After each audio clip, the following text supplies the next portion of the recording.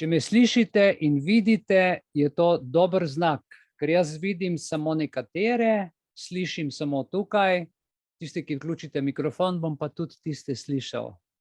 Te slišimo, pozdravljeni vsi. Iskrena hvala, super. Danes imamo same mamice tukaj v pisarni, tame lepe dame. Ja, pa enega Atija, ja, samo Ati nima materinskega dneva, ali pa po novem, kaj pa vem, svet se zelo menja.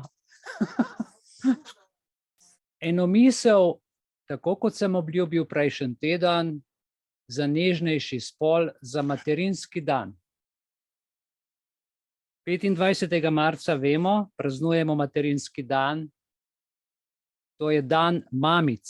Na ta dan mamam zahvalo za vse dobro, kar so storile, ponavadi podarimo cvetje in jim dan polepšamo z mislimi na materinski dan, na tisto vse, kar so nam v življenju dale, včasih malo zagrenile, nam kakšno krepko povedale, nas malo vzgojile, a ne, naučile kuhati, prati, ampak ko potem pogledaš nazaj iz življenja, vidiš, kako ti vsaka stvar pride prav.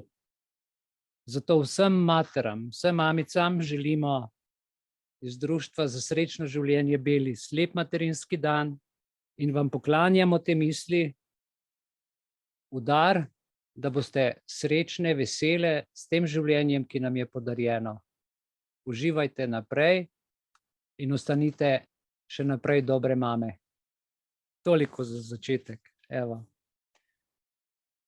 Naj vas Bog blagoslovi. Tudi jaz sem se danes moji mami zahvalil. Ona je 34-letnik in se drži neverjetno. Tako da sem tudi prav vesel.